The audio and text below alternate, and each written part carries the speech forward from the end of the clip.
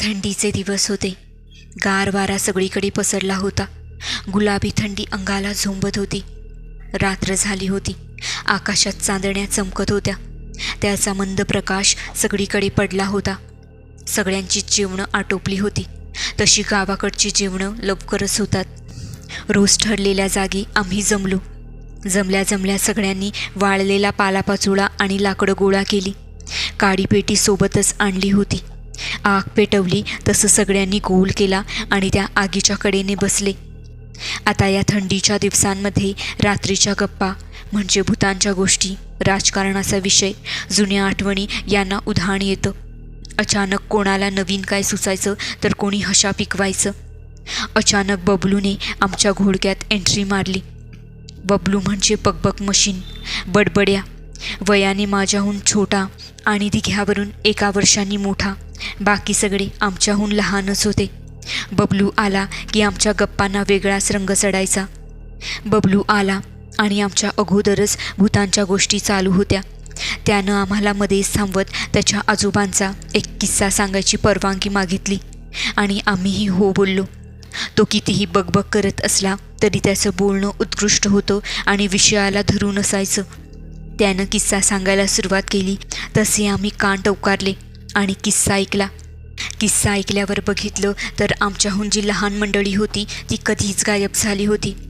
तिथे उरलो होतो मी, छोट्या, दिघ्या आणि बबलू. त्यानं वातावरण अगदी शांत करून टाकलं होतं. त्याचा किस्सा ऐकून आमचीही फाटलीच होती, पण तसं कोणीच दाखवलं नाही. छोट्या म्हणजे अतरंगी माणूस, अगदी लहरी. कधी अन केव्हा काय करेल सांगताच येणार नाही.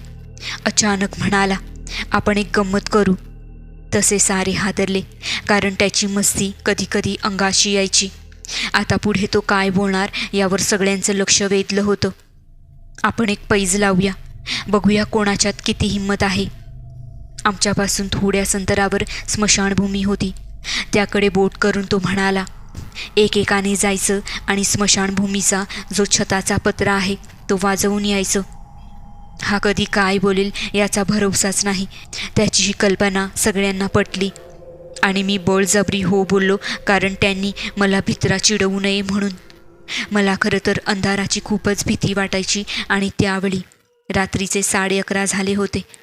आता ही आलेली कल्पना एक मस्तीच होती, पण त्याचं पुढे काय होईल सांगताच येणार नव्हतं. नंबर ठरले आणि जायचं आणि पत्रा वाजवायचा. विशेष म्हणजे या पैजेत फसवायचा प्रश्नच नव्हता, कारण जिथे आम्ही आग पेटवली होती तिथून एक डांबरी रोड होता. तिथून पलीकडे एक उसाचं शेत आणि त्याला लागूनच एक रुंद ओढा आणि त्या ओढ्यातच स्मशानभूमी होती, जी आम्ही बसलेल्या ठिकाणाहून अगदी स्पष्ट दिसायची. त्यामुळे फसवणं, अर्ध्यात जाऊन येणं प्रश्नच नव्हता. सगळ्यात पहिला नंबर बबलूचा, नंतर दिघ्याचा, नंतर छोट्या, या पैजे मागचा मास्टर माइंड आणि लास्टला मी, कारण मी घाबरत होतो अंधाराला. आणि माझा नंबर लास्टला, कारण यांना मुद्दा माझी फजिती एकत्र पाहायची होती. बबलू, दिघ्या आणि छोट्या यांनी तिथे जाऊन पत्रा वाजवला आणि स्वतःला हिंमतवान दाखवून दिलं. आता माझी वेळ होती. मी निघालो. मी अर्ध्यात पोहोचलो आणि माघारी जायचा निर्णय घेतला. पण मनात आलं की आयुष्यभर भित्रा म्हणून यांच्याकडून ऐकून घ्यावं लागेल. बळजबरी हळूहळू पाऊल पुढे टाकत होतो. घड्याळाकडे पाहिलं तर करेक्ट 12 झाले होते. आता तर खूपच घाबरलो होतो, कारण हा वेळ भूतांसाठी राखीव आणि उपयुक्त असतो. आता माझ्या मनात बबलूच्या आजोबांचा किस्सा यायला लागला. मी रडवेला झालो होतो. अगदी हळूहळू मी पावलं टाकत होतो. ते तिघे माझी मजाक घेत होते. माझी पुरती घाबरगुंडी उडाली होती. अचानक माझ्या शेजारी कोणीतरी आलंय असा मला भास झाला. मागे वळून पाहिलं तर माझा एक दोस्त, ज्याची माझी 2 महिने भेटच झाली नव्हती, माझ्या आता जीवात जीव आला होता. पण त्याचे डोळे लाल जाणवत होते, शरीर असं भरभक्कम. तो जरा वेगळाच जाणवत होता. तो म्हणाला, एवढ्या रात्री कुठे निघालास? मग मी त्याला पैजेबद्दल सांगितलं. आम्ही चालतच बोलत होतो. मग इकडच्या तिकडच्या गप्पा झाल्या. अचानक माझं लक्ष ओढ्याकडे गेलं. माझ्या लक्षात आलं आपण हा ओढा 3 वेळा पार केलाय आणि घड्याळाकडे पाहिलं तर अर्धा तास झाला तरी चालतोय. तसं पाहिलं तर अगदी 10 ते 15 मिनटं पुरेसे आहेत जाऊन यायला स्मशानभूमीपासून, पण मी पूर्ण 30 मिनटं झाले चालतोय, तेही 3 वेळा ओढा पार करून. मला काहीतरी बरोबर नाही हे जाणवलं. माझ्या पूर्ण अंगाला घाम सुटला होता. मागे वळून पाहण्याचीही हिंमत उरली नव्हती.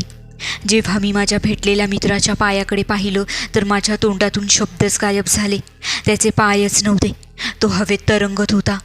तो हवेत तरंगतो तसा माझ्यासोबत पुढे पुढे चालत होता. आता मला समजतच नव्हतं काय ते. पूर्ण चक्रावून गेलो होतो. तसाच धपकन जमिनीवर कोसळलो. जेव्हा जाग आली तेव्हा मी घरी होतो. ते तिघं आणि आई बाबा. काय झालं असं विचारलं तर चक्कर येऊन पडलो असं बोललो. दुसऱ्या दिवशी परत एकत्र भेटलो तेव्हा त्यांना माझ्या भेटलेल्या मित्राबद्दल सांगितलं. त्यांच्याही पायाखालची जमीन सरकली.